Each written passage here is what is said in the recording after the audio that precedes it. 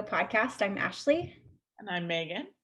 And today we are going to talk about poop. It's such a funny word. What's the poop? Basically, we wanted to talk about, at least firsthand for us, for like mitochondrial diseases with our children, the digestive system, and what our complications or things that we had to go through for our kids with not being able to go number two.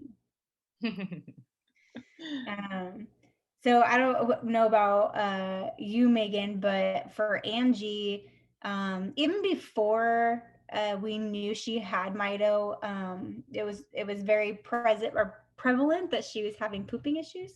But I always had issues growing up. I know this is a topic that we usually talk about ourselves, but sometimes I don't know. You should talk about it because you probably are more normal than you think with not always being able to go.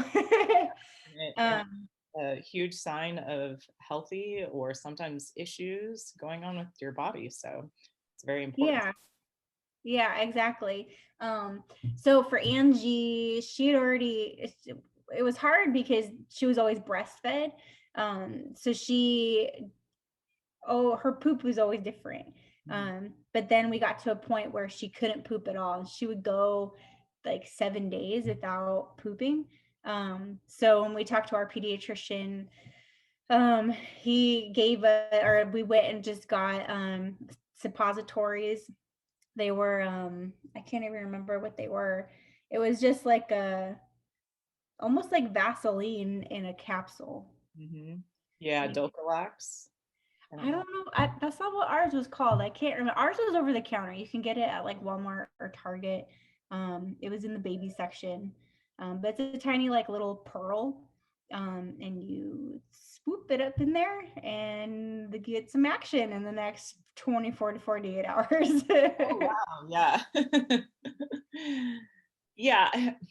Geez, Troy's almost going to be 13 in March. And I remember it definitely being an issue when he was younger as a baby. I remember having to actually give him an enema at one time when he was a baby. I don't really remember his frequency, but I remember it was always something we were super conscious of. And we always, even to this day, it's like, okay, what day are we on? What do we need to take any action? What's going on? But thankfully, Troy's been a lot better since he's gotten older. And I don't know if it's just because I'm home and literally I take the time to, take him to the bathroom and we sit there and we bribe, we do all sorts of things, and eventually he will go.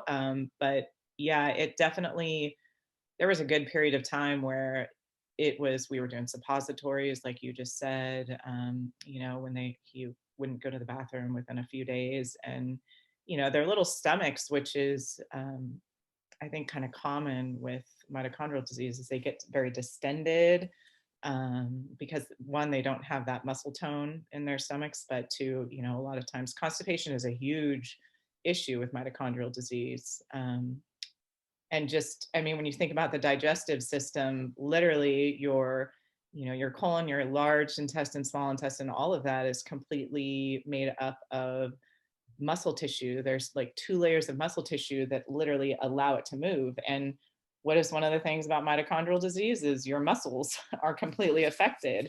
So you probably don't think about that, but it takes muscle movement to actually, move stool and digested food through your intestines. And if your muscles aren't working, well, then, you're getting constipation. And I know probably one of the common things that most, at least of the moms and parents that we've talked to, is their children take Miralax.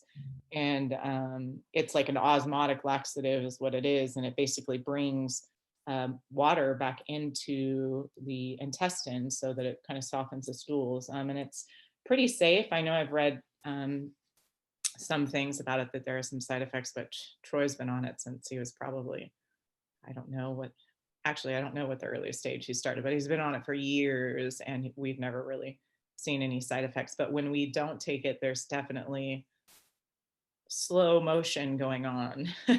So And, it's kind of a random topic, but it's extremely important because it can cause all sorts of issues. Yeah. Yeah. Yeah, we used suppositories for a little while. Those too, you're not supposed to use them for a prolonged amount of time. Mhm. Um, and then I changed, since she was breastfed, completely changed my diet. Because we also thought that she had allergies, because I have allergies, or food allergies. Um, so I would eat literally just oatmeal in the morning, and then turkey and rice, and that was it. Those three things were my whole diet for a month, um, until we could. And then, but we didn't know anything was going on at the time. Mhm. So she had acid reflux. She couldn't poop. So those were some things because she was breastfed. Another thing to kind of go off of what you were talking about for like the muscles, it also goes into what your body has enough energy to do. So that's what I don't know. That's what that means. Like, you're not necessarily, your muscles aren't working. It's just your body's too tired, and so your organs and other things, that your heart, your lungs, other things that need energy, your body's feeding them that energy first, and then everything else comes second. And so that's why it's harder for the digestive system to work, because your energy is being put towards other areas of the body that are, without a better way of saying it, are more important to keep going. I have Frank behind me. I have to show you this before we continue. Oh, he just jumped down. He keeps jumping up on the screen like, let me in. um, but we used Miralax for a little while too. So it got better for her too. Once we cleaned up my diet, and I was able to eat more later on, but she didn't have that as many problems, but we would have Miralax just in case. And I have a funny poop story for you. So we, for Christmas, in 2018, we went out to Arizona to see my family, and we just bought Angie a brand new car seat. It was oh, I can't remember the name of it. Oh, it's gonna bug me. I can see it in my head. But so we just got her this brand new car seat. It was our first time using it. We get to Arizona, and she grew out of all of her clothes literally on our drive to Arizona. Like, everything I brought didn't fit her, and we brought a ton of clothes because we're used to having like blowouts and Mhm. just when you feed and trying to let her play with food, you get messy. So even though we had like a washer and dryer, like, I just want to make sure we had extra stuff. She grew out of everything. And so they have this like tiny thrift store. so so before we went to the thrift store, Angie wasn't pooping. And so Andrew gave her a dose of her and my stepdad, he and my stepdad gave Angie a dose of Miralax, and it wasn't working. So he gave her a second dose. So on our way to the thrift store to buy her clothes, she had the biggest blowout I've ever experienced. There was poop everywhere, all over. Like, poor kid, but she was like so happy because Oh she yeah, I bet. finally got to go poop. But I'm not kidding. It was like the brand new car seat was like, it was destroyed. Like, every crevice, everything, it was like all over her clothes, like everywhere. Like we dyed her clothes brown. There was so much poop that came out of her. But it was thankful because we went to the thrift store to buy clothes, and they didn't have too much for her that would fit at the time. And so we just bought like a couple of things, and she just had to cycle through those like two outfits the whole time. I felt so bad. And then we tried to clean the car seat as best as we could, but she had to sit in her poop basically until we got home so that we could take it all apart and wash everything. And Oh oh, yeah. so funny though. Yeah. I mean, gosh, I have 12 years of poop stories. Sure, sure. Yeah, but it's definitely, I mean, blowouts, and any parent with even a child that doesn't have mitochondrial disease has blowout stories, Yeah. toddlers and, little kids. And, but Troy, gosh, and Troy, thankfully, he is an amazing eater. And this kid eats vegetables like there's no tomorrow. I mean, he loves every vegetable. And so I don't know what it is, but he is the stinkiest kid ever. Like, he is just so stinky. And every time when, obviously not in the last year, probably a couple of years, my parents live in Colorado. So we fly out to Colorado. My mom and stepdad are in Northern California. My brother was in San Francisco. We would fly. He was amazing on airplanes. We flew to Hawaii one year with him. But I am telling you, every single time we would take off on an airplane, he would poop. And everybody knows what those bathrooms look like in an airplane, and trying to get in there with myself, and usually, it was my friend Paula or, whoever was going with me at the time. And it was always insane. And I do not know what it was, but every single time we'd take off. And I remember this one time we were coming out of the bathroom, and the stewardess, although he was a male, would we still call him a stewardess? I don't know. Flight attendant. Yeah, flight attendant. There we go. Let's just go that route. Anyway, he was walking with the cart, and we had to stop, and he just went like this.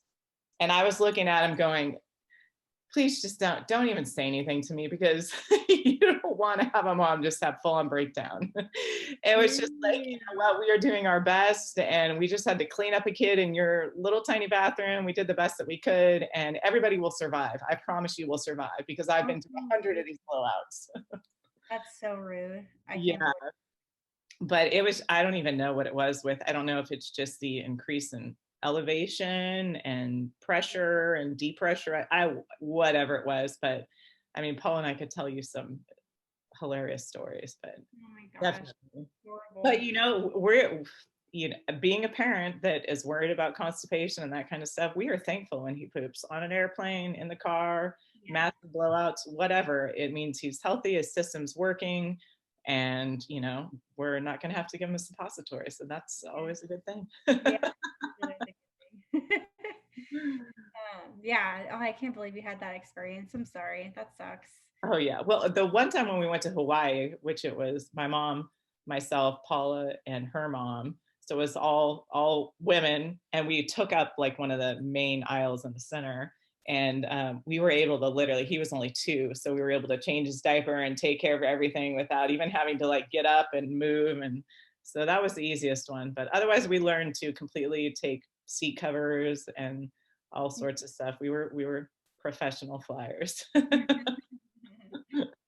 Whenever I flew with Angie, I just breastfed her the whole time.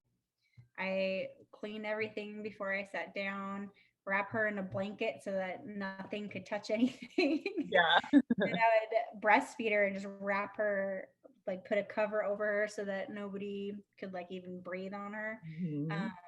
But yeah, I would just breastfeed her the whole time and she would fall asleep. And actually, today, so 2021 and 2018, we were on a plane today. We went to go see some friends in like San Jose area. My little memories on Facebook popped up. Oh. But yeah, so that's what's the poop. You also just want to make sure that you're staying hydrated, plenty of water, plenty of fiber. And that can be hard with a Mito kid, especially if they have any sensory issues with eating. Angie wouldn't eat anything by mouth, so other than breastfeeding, that was the only thing that she would take. We would play with food, and then she would try things, but we would never knew if she was swallowing. So breastfeeding was all she had. So yeah, we just had to make sure she was always hydrated and was always eating, and the suppositories or Miralax, and yeah. How you get through. Yeah, you gotta get through it. Everybody does it. You gotta poop. If you guys have any questions or ideas for any future podcasts, please let us know. You can email us at mitopodcast@gmail.com. You can find us on Facebook, and you can find us on Instagram, and you can find us on YouTube. The Mito Podcast. Thank you for joining us today. We really appreciate you listening in. Please give us a like and a follow. And that's about it. Thanks for listening.